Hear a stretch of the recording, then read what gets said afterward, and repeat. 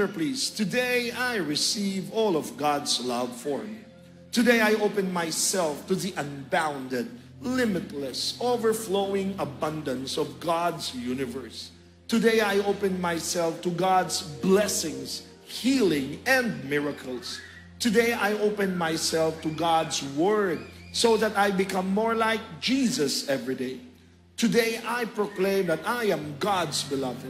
I am God's servant. I am God's powerful champion. And because I am blessed, I am blessing the world. In Jesus' name, amen. As we sing to the word of the Lord, Thy word is a lamp unto my feet,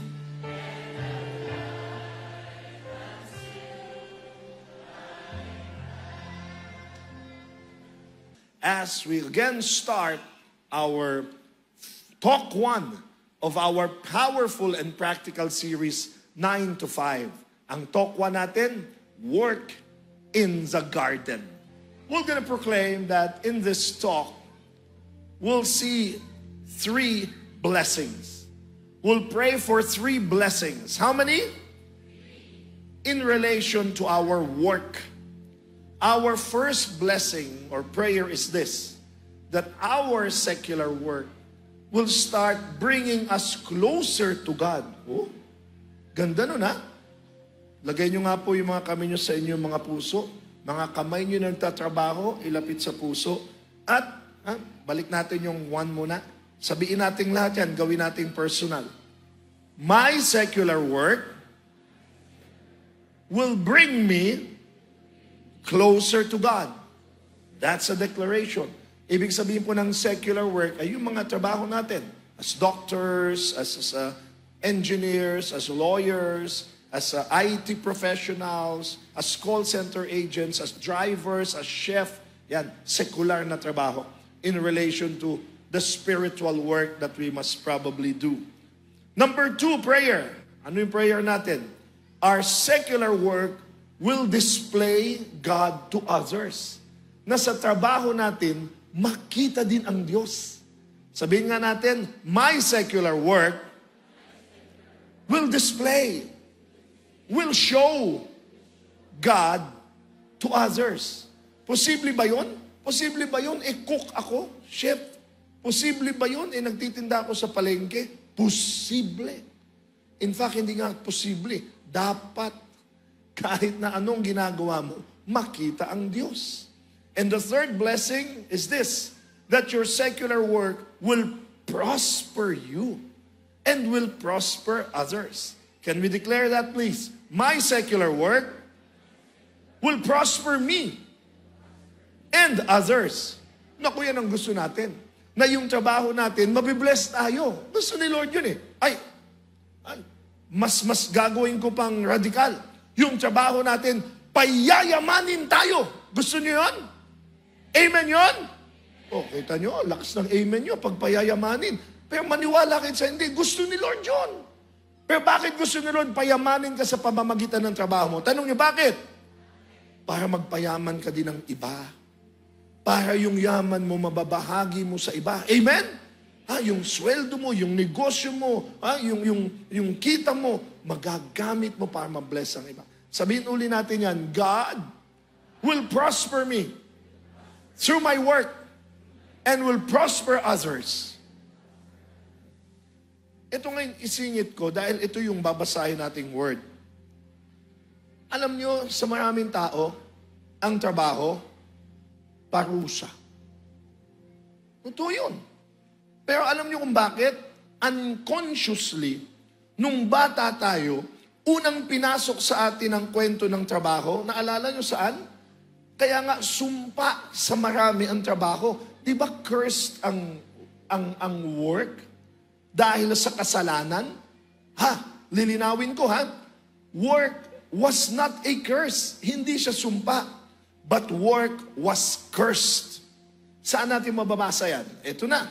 Basahin ko sa Genesis 3:17-19. Cursed is the ground because of you. In toil you shall eat of its produce all the days of your life. thorns and thistles it shall bring forth for you, and you shall eat the plants of the field. By the sweat of your brow shall you eat bread, until you return to the ground from which you were taken. For you are dust, and to dust you shall return. Diyos ang nagsasalita. Sino kausap niya? Si Adan. At kailan yan sinabi? Nung sumuway na si Adan at si Eva. Kinain nila yung, hanggang ngayon, mansanas pa rin talaga. Pang fruit salad talaga. Wala naman pong binanggit na mansanas sa Biblia, pero symbolic. Pero yung fruit, yung forbidden fruit, pinagbabawal. Nung kinain nila yon, nagkasala sila, sumuway sila, ito ang naging consequence. Dahil doon, magtatrabaho ka at yung kakainin mo galing sa iyong pawis. Pero alam nyo, marami inisip ngayon, pag ako nagtatrabaho, pinarurusahan ako ng Diyos. Nagtatrabaho ako. Kasalanan to ni Adan Kung di sana siya nagkasala, pakuya-kuya-kuy na lang sana ako. Pero maling pagkakaintindi yun. Dahil ang work ay pinagpala. May dignidad. Hindi yan ang unang pagpapakita ng trabaho sa Biblia. May mas nauna pa. Eto, Genesis 2:15. Bago pa nagkasala ang tao, dito unang lumabas ang work. The Lord God took the man, si Adan, and settled him in the Garden of Eden, sa paraiso. Bakit? To cultivate and care for it. Wow! Teka, dyan unang lumabas yung trabaho. Nilagay ng Diyos si Adan to work the field. Pero sino yung unang nag-work doon? Si Lord. Siyang unang nagtrabaho ay gumawa. Pero ginawa niya ang tao maging katuwang sa trabaho. Ang ganda. Work already happened in paradise before Adam and Eve sinned. At yung work na yun, marangal. Because man's work in the garden wasn't a punishment originally. It was a promotion. God wanted man to be his co-workers, to be his co-gardeners. Ang ganda ng kwento ng Diyos at ng tao sa hardin, sa paraiso. Kaya katiwala siya. Siya ang mga ngalaga ng lahat. Pero dahil sa kasalanan, ayun, biglang naging mahirap yung trabaho at biglang naging parusa sa ating paningin. Kaya dito sa seryeng ito, tignan natin yung dalawang klase ng trabaho. Two kinds. How many? Naalala nyo, nung sila'y quote-unquote pinarusahan, lumabas na sila sa hardin. Diba? At doon na nagsimulang magtrabaho si Adan at si Eva sa labas ng hardin. So there are two kinds of work. Work inside the garden and work outside the garden. When you work inside the garden, you work with God. Katuwang mo siya. Kaya hindi ganun kabigat. Katunayan, masaya. Bandang uli, sinabi ni Jesus yan Come to me, all of you who are weary and burdened, and I will give you rest. Pero dahil sa kasalanan, o dahil gusto natin tayo nasusunod, yan ang kasalanan nila Eva on our terms. Gusto natin, sa labas tayo ng hardin magtrabaho. Hindi ko kailangan ng Diyos. Negosyo ko ito. Ilang beses nating nadinig na, oy, wag mo nga isasama ang Diyos dito sa usapan natin. Negosyo ito. Di ba nadidinig natin yan? Ano ibig sabihin? Hindi marunong magnegosyo ang Diyos? Na pag Diyos ang kasama mo, malulugi ka? No, ang dami na ngayong mga bilyonaryo na nakita nila. Pag sinama mo ang Diyos, lalong magpo-prosper ang negosyo mo. Lalong magpo-prosper ang trabaho mo. Kaya dalawa muli. Do you want to work in the garden? Or do you want to work outside the garden?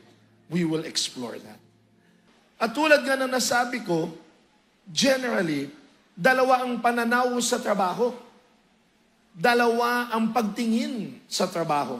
Tignan nyo kung saan kayo dito. Kayo ba itong unang klaseng pananaw sa trabaho? Yehey! Salamat sa Diyos, may trabaho ako. Naglilingkod na ako, nabibiyaan pa ako.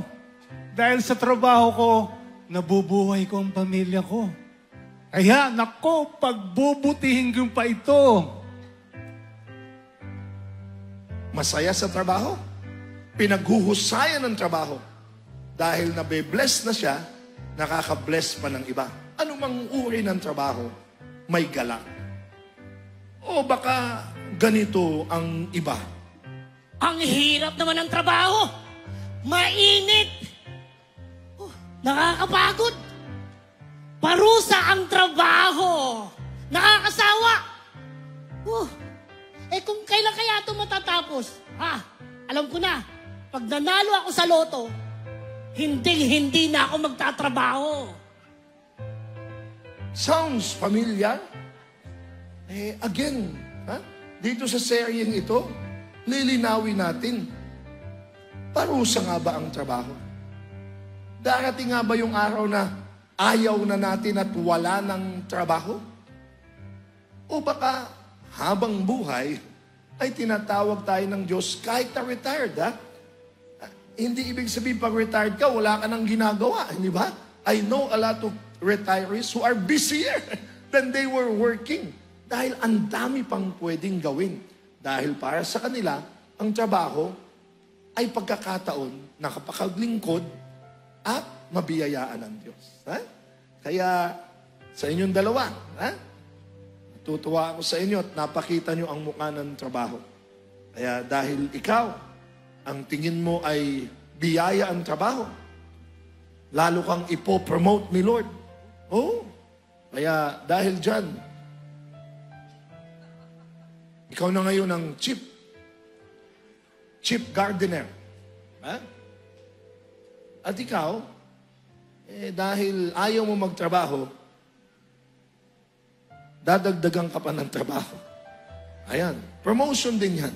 Para malaman mong mas nagtatrabaho ka, lalo kang nakakapaglingkod. O sige, magkasundo kayong dalawa at magtrabaho ng masaya. Palakpakan po natin, Brother Nelson at Brother Christian.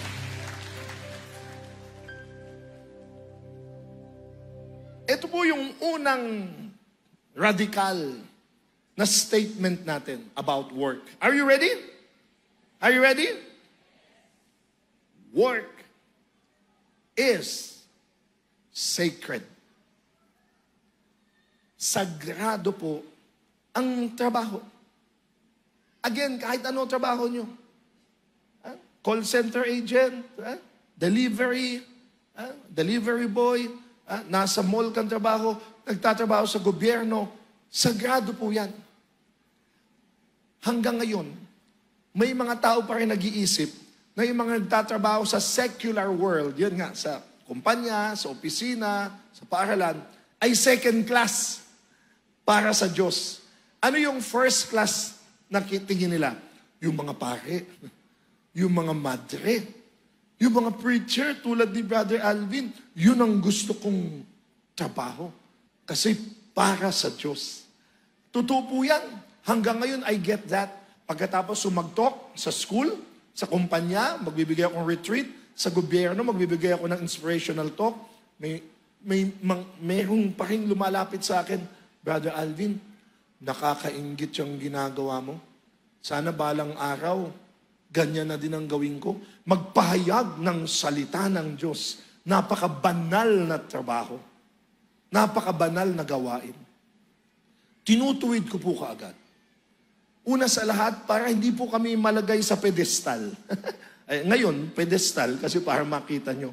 But we're no higher than what you do. Kaya pag tinatanong ko, bakit ano trabaho mo? Teacher ako Nagtuturo ako ng MAPE. Gusto ko yung, ikaw, nagpapahayag ka ng salita ng Diyos. Ikaw, anong trabaho mo? Nagtatrabaho sa gobyerno Office clerk ako. Gusto ko yung nangangaral ng salita ng Diyos. Abay, tinutuwid ko po. Sinasabi kong kapatid, ako yung pangangaral ko ng salita ng Diyos ay salita. Gets nyo? Ikaw, yung pagtuturo mo ng MAPE, makikita ang Diyos dyan sa iyong gawa. Yung pagtatrabaho mo sa opisina, kahera ka, ha? O accountant ka, gawin mo ng tapat, gawin mo ng mahusay, alay mo sa Diyos yan. Ano, pulis ka? Politiko ka? Ha? Abogado ka? Gawin mo ng buong husay at katapatan, yan ang alay mo sa Diyos. Kaya lahat ng uri ng gawa ay patas sa Diyos. Amen? Sabi mo sa katabi mo, ano man ang iyong ginagawa, sagrado yan. Alay mo sa Diyos yan. Palakpakan nyo nga ang trabaho nyo. Pero ako po napasok din ako sa ganyang kaisipan Dahil bata pa lang ako, teacher na po ako 18 years old pa lang, nagtuturo na ako sa classroom. Tapos, in a twist of fate, ako yung nagtrabaho sa isang corporate world. 10 years po ako sa isang publishing house. Una, naging ahente ako ng mga libro. Konektado naman sa education. Pero siguro, may nakita sa akin yung mga boss ko, ginawa akong manager ng buong Pilipinas. Aba, grabe yung talon ko. Pagkatapos ng isa pang taon, 2 taon lang ako ahente, promote akong general manager. Tapos after another year, ginawa akong assistant to the vice president. At yung vice president na yon, magiging president na. Alvin, sabi niya, samahan mo ako pa naging president na ako. Talagang ikaw ang may hawak ng marketing and sales ng kumpanyang yun. Naku, maganda yung sweldo ko.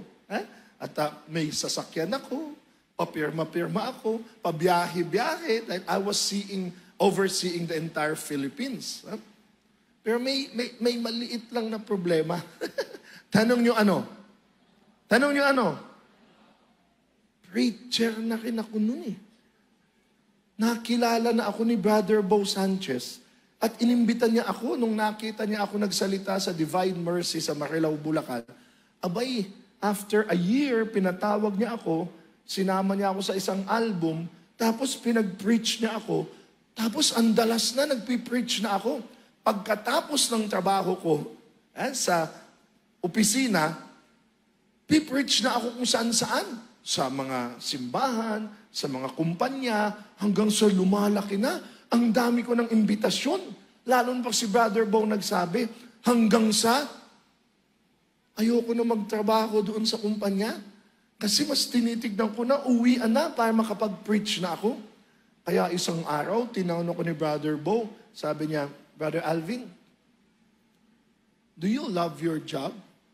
Or do you want to preach full-time? Iyak ako. Brother Bo, talagang gusto ko na mag-preach. Yun ang gusto kong gawin. Then sabi ni Brother Bo, then, follow what God is telling you. Ang dinig ko kay Lord nun, iwanan ko na yung trabaho ko. Maglilingkod na ako sa Diyos full-time. Kaya, nag-resign ako. 3 beses ako nag-resign sa boss ko, hindi niya tinatanggap. Ayaw niya kasi sasamahan mo pa ako, Alvin, para hanggang maging presidente ako. Pero nung isang araw, pinanood niya ako mag-preach. Sikreto. Tapos hindi ko alam na nanood siya. Kinabukasan, pagpasok ko, pinatawag niya ako sa opisina. Puyat ako nung, galing ako sa pagpipreach. Tapos, binuksan niya yung cabinet niya, ando dun yung resignation letter ko. Sabi niya, Alvin, pinanood kita kagabi. Sir, talaga saan? Nung nagpipreach ka. Kaya sabi niya, ang bigat ng kalaban ko. Kaya dahil dyan, tatanggapin ko na ang resignation letter mo. Masakit man sa aking puso. Binigay niya. Nung kinuha ko na, nung tinanggap niya yung resignation letter ko, naiyak siya. Ako din, naiyak. Kaya pumasok ko sa kabilang kwarto, iyak ako na iyak. Alam niyo bakit ako umiiyak? Tanong niyo bakit? Doon ko na-realize, wala na ako trabaho.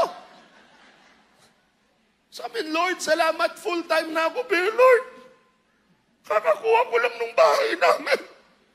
Yung anak ko, grade 3 lang ata nun sa Ateneo. Pero sabi ko, Lord, bahala ka sa akin. Ganyan tayo eh. No? Tapos sabi ko sa asawa, kaya asawa ko talagang sinusuportahan ako noon pa eh. Love, sabi ko, full time na ako. Si Lord ang bahala natin. Lagi pa tayo magkasama. Yeah, pag wala akong talk, lagi. Ang saya niyo noong una, yes. Pero alam niyo, pagkalabas ko ng opisina, nag-retreat ako eh. Nag-retreat ako. Pag uwi ko, love, let's hold on to God. Anong matagal-tagal na, love, lagi tayo magkasama dito sa bahay. Asawa ko nagtatrabaho, nagtuturo siya. Lumalaki na yung little school namin. Isang araw, sabi ng asawa ko, love, lagi tayo magkasama. Oh, pero love, puputulan na tayo ng kuryente bukas. Gusto ko sana isagot, si Jesus ang ilaw ng ating buhay. Love, pamalengke natin. Wala na tayong budget. Gusto ko sana isagot, si Jesus ang tinapay na mula sa langit. Until I realized, baka ayaw ni Lord na huminto ako magtrabaho. Kasi ang una kong pananagutan, may pamilya ako. Lalo na yung anak ko, si Ayo, bata pa noon, ako na tagatid sundo sa kanya sa Ateneo. I was, Ayo, we're always together. Yes, Dad. Dad, bayaran na ng tuition fee, Dad. Babayad na. Sa Ateneo, parang bumibili lagi ng kotse pag nagbabayad ka ng tuition fee. Saan ako kukuha ngayon? Doon ko na-realize, ang tulong ng Diyos, hindi mo, Lord, tuition fee, padaan! Salamat, Lord. Hindi. Ibe-bless ka ni Lord sa pamamagitan ng gawa ng iyong mga kamay. Ito pa last. Preacher ako. Ang dami nagpapadasal sa akin. Hindi ko makalimutan yung isang nagpapadasal sa akin. Brother Alvin, wala akong pang-enroll sa anak ko. Enrollment na pasukan na, wala. Sabi ko, magkano bang pang-enroll? 800 lang. Kasi nasa isang foundation. So sa 800 lang, pero umiiyak siya. Kaya mo, pagdadasal kita. In Jesus' name, Lord, sana makahanap siya ng 800 para mapag-aaral ang kanyang anak. Amen, amen. Pagkadasal ko, amen. Nakatingin sa akin. Brother Alvin, parang nakita ko na yung pinadala ni Lord. Para sa 800. Nagdudugo puso ko. Tanong niyo bakit? Wala ako 800. 100 nga, wala eh. Kaya humayo ka na, hanapin mo, hindi ako yun. Pero nagdudugo ang puso ko dahil gusto kong tumulong. At ito pa, alam kong makakatulong ako. Ang dami kong talent na pwede kong gamitin para kumita. Pero marami nga sa atin, ang kita parang masama. Dapat, para kay Lord lahat. Di ba? Dapat ito, binibigyan nga ako pag ako nagtotok, binibigyan ako ng sobre nung una, wag. Para kay Lord yan. Tapos kung hindi ko tinanggap, paano na nga ba ako uwi? Wala na ako pamasahe may sasakyan ako no, wala akong panggasolina. Madalas ang una kong ministry sa mga preso. Sa preso ako nagtutok, madalas yung una kong ministry. Yung madalas kong pupuntahan, Antipolo. Taga Bulacan ako. Kaya gustuhin ko man pumunta doon madalas, wala akong panggasolina. Kung maglalakad ako doon, baka nakalaya na yung mga nakapreso, wala pa ako Doon ko na-realize, kapatid, importante magkapera. Kasi yung perang yun ang panglilingkod mo sa pamilya mo. Yun ang maitutulong mo sa kapwa. Yun ang makakapagpatuloy ng paglilingkod mo sa Diyos. Kaya sabi ko, Lord, baka tinuturuan mong gawitin ko yung aking kakayanan para kumita. Kaya yung mga talks ko, pinoprofessionalize ko. Ibig sabihin, nagtutok na ako sa mga kumpanya, binabayaran nila ako. Ay, kinalimutan ko na yung para kay Lord po talaga yan sa akin. Kaya tinatanggap ko na. Na-realize ko kung ano yung tinatanggap ko sa kaliwa, yun naman pambibigay ko sa kanan. Are you getting me? Yung kumakanta ako, pwede naman pala akong bayaran pag kumakanta ako. Hindi, nag-concert ako, nag-recording artist ako, at kung ano-ano pang ginawa ko. Hanggang yung school namin, pinalaki namin. Of course, mission yun. Pero sabi ko, hindi. Dapat kumita din. Dahil ang kita ay sagrado kung ang paggagamitan mo nito ay sagrado. Are you getting me? Saan mo kukuhanin yung pera? Sa trabaho. Kaya nagsimula po ako magtrabaho ulit. I professionalized what I did, and I put up little businesses, and I now even have a secretary to book me for my talks. Ngayon, ang saya ko. Kasi una sa lahat, napag-aral ko, napagtapos ko yung anak ko, nabibigay ko yung mga basic needs nila, at hindi lang yun. Pag may nagpadasal sa akin, Brother Alvin, kailangan mo ng 800. Dasal tayo. In Jesus' name, matatagpuan mo yung 800. Amen! Amen! Amen! Amen! Ito, may 800 ako, padala ni Lord yan para sa'yo. Naku, sigaw niya, buhay nga si Lord, totoong may Diyos, totoong may... Nakakapagdasal na ako, nakakatulong pa ako ng konkreto. Lilinawin ko lang, hindi po sa lahat yan ginagawa ko, baka pumila kayo mamaya. Hindi po. May mga trabaho din naman kayo, yung mga nangangailangan. Ha? Pero kita nyo, I realized I need to do God's work, but I also need to work. In fact, I just didn't need to work. I wanted to work. Yan pa eh. Isa, hindi mo lang kailangang magtrabaho, gusto mo ring magtrabaho. Kasi yung magtotoo ako, mabigat ba yun? Enjoy nga ako. Magtuturo ako sa mga estudyante. Hindi yun parusa o pahirap tulad ng pinakita na. Hindi. Ang saya mong ginagawa yun eh. Kaya hanapin mo yung trabahong kikita ka na, ang saya mo pa. Nakakapaglingkod ka pa sa iba. At nabibiyayaan ka pa ng Diyos. Ito pa ang na-discover ko. I need to work and I want to work because my work helps others work too. Halimbawa na lang, practical. Lalo na yung mga bossing dito, o may mga negosyo, o may mga... mayroon po kaming paaralan. Lagi ko nababanggit yan. Magbubukas na naman ng klase. Parami ng parami ang aming mga teachers. Wala pa dyan lahat. Mga teachers pa lang po yan. Meron pa kaming office staff. Meron pa kaming mga maintenance, which includes janitors and drivers and guards and carpenters and mga... Kaya pag ako huminto magtrabaho at sinabi kong ayoko na, damay-damay lahat yan. Minsan din, di ba, parang ayoko na. Bakit ko ba ginagawa ito? Napapagod lang ako. Pero ang epekto nun, pag huminto ka, lalo na kung ang daming umaasa sa'yo, abay, maapektuhan silang lahat. Are you getting me? Kaya, yun, pinagtatrabaho namin mag-asawa, yung aming munting paaralan na sa biyaya ng Diyos ay lumalaki, at minsan tinatanong namin, bakit pa natin? Parang ang saya namin, pero nagkakaedad na rin kami, baka pwedeng ihinto na natin. Pero tuwing nakikita namin yung mga ang saya sa trabaho at nakakapaglingang bibiyayaan, no, go pa tayo, go pa tayo.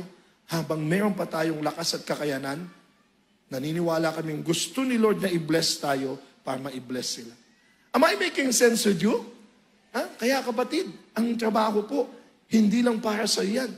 Yung trabaho mo can serve God and serve His people. Dugtong-dugtong ang ating mga pangarap. But of course, work is not easy. Kaya pag meron kayong nakitang nagreklamo, ang hirap magtrabaho, alam nyo, naniniwala ako sa parusa ni Lord. Parusa, quote-unquote. Si Lord lang kasi nagpaparusa na may biyaya. May grasya. Halimbawa na lang, ano yung parusa niya kay Eva? Mahihirapan siyang manganak. Di ba? Kaya dahil dyan, Eva, tinukso mo si Adan, mahihirapan kang manganak.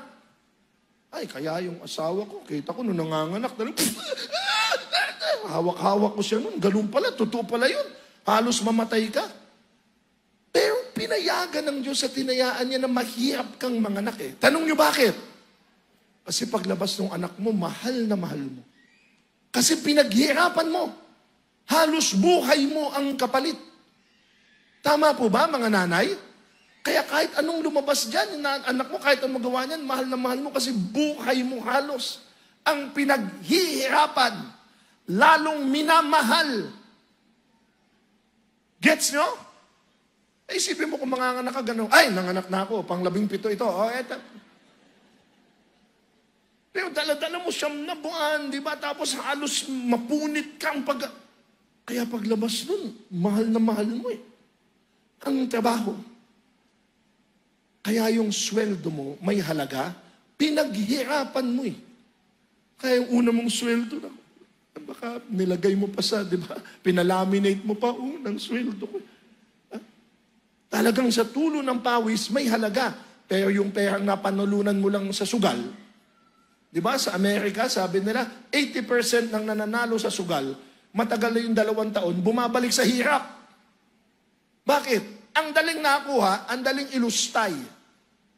Gets nyo? Pero yung tinanggap mong sweldo, talaga na-traffic ka, nagmuno ka, talagang pag dumating yan, magiging wise ka sa paggamit. Pinaghirapan mo. Kaya ang galing ni Lord. Yung pahirap na yan, hindi talaga pahirap yan. Value yan. Kaya, Nay, mahihirapan pa, pero dahil dyan, mamahalin mo. Tay, magtatrabaho ka, pero dahil dyan, may value yan. Ang galing. Kaya pag mahirap ang trabaho, isipin nyo, it's God's grace. Grasya ng Diyos yun.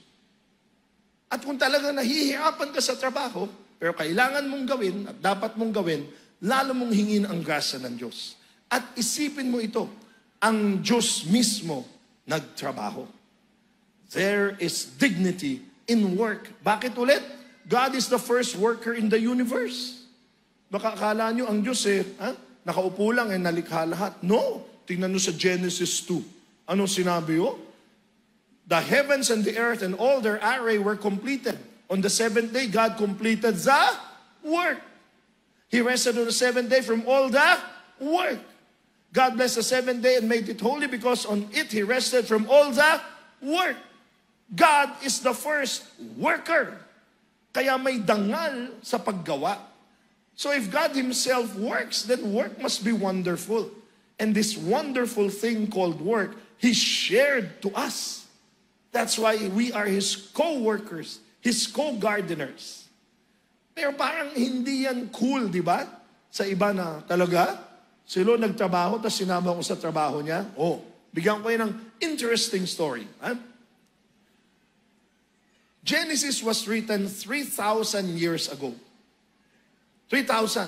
Pero bago yung kwento ng Genesis, ibang creation story ang meron yung mga tao noon. Kaya revolutionary na ang Diyos gumawa ng tao, tapos kamanglilikha niya, co-worker niya. Bakit? At that time, ang creation story nila galing sa Babylonia. A little take home here. Ang tawag sa kanilang creation story, Enuma Elish. This is very interesting. This is the Babylonian creation story, the Enuma Elish, which they believed before the story of creation came.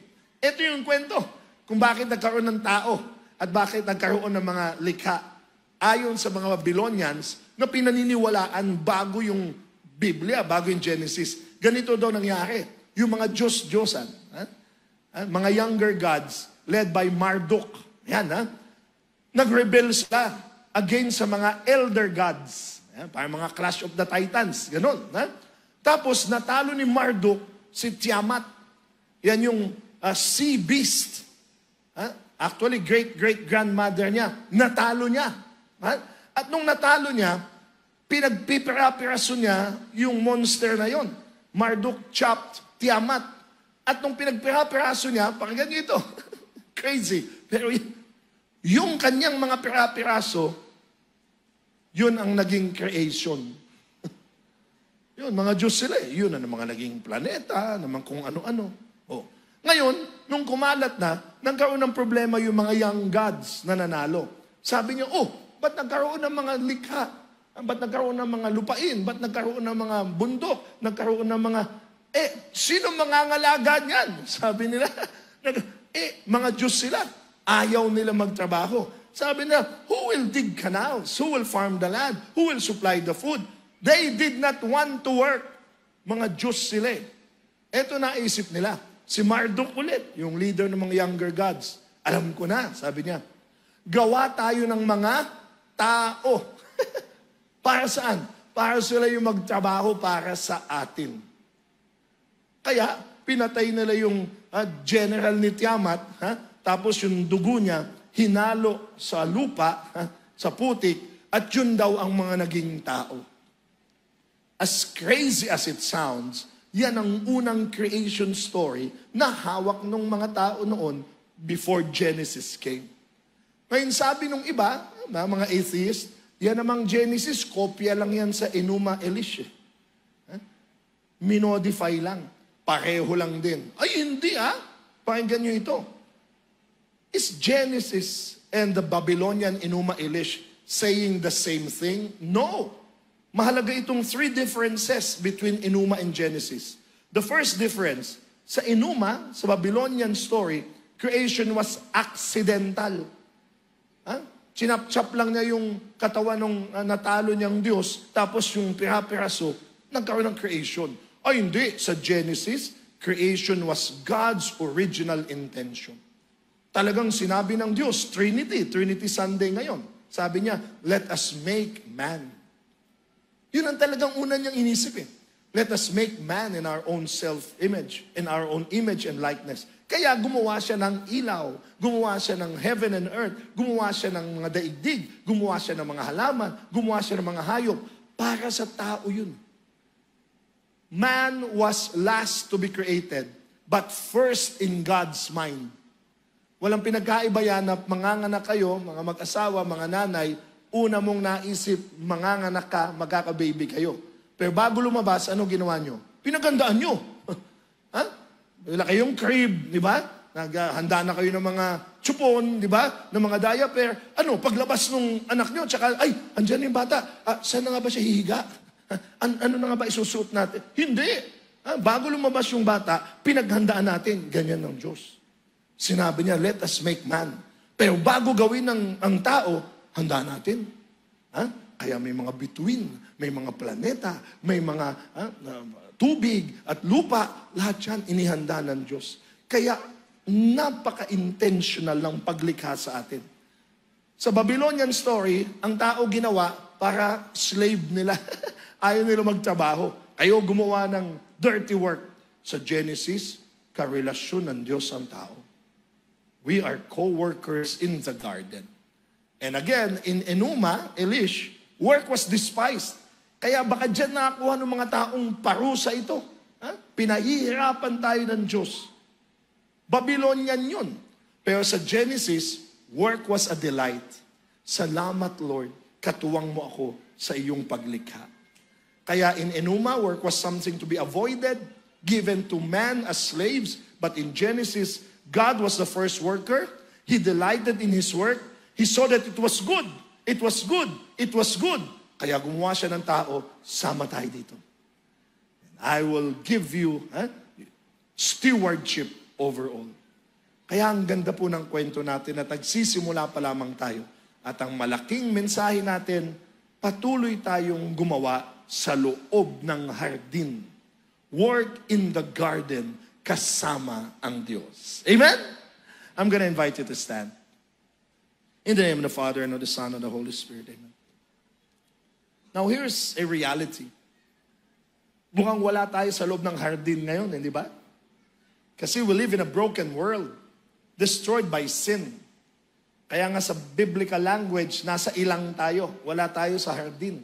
Nasa lupang tuyo, wilderness. But hey, that's why we need Jesus. Jesus is the door to the garden. Nung nagkasala ang tao, nagkaroon ng harang sa hardin. Di ba? May anghel pang nagbabantay na apoy doon, hindi ka na makakabalik sa hardin. Sa labas ka ng hardin. Pero nung namatay si Jesus, dapat yung malaman yon, napunit yung kortina sa Holy of Holies, sa templo ng Jerusalem. Napaka-symbolic nun. Nung napunit yung kortina, sinabing, bukas na uli ang hardin. Makakapasok na muli tayo. Kasi yung Holy of Holies, nando dun yung presensya ng Diyos. Tinatakpan yun. Hindi ka makakalapit. Pero nung namatay si Jesus, kasabay ng pagkamatay niya, punit bukas na muli. Ito pa nga ang radical na idea. Baka bumukas, hindi para tayo pumasok. Bumukas, para ang Diyos ang lumabas.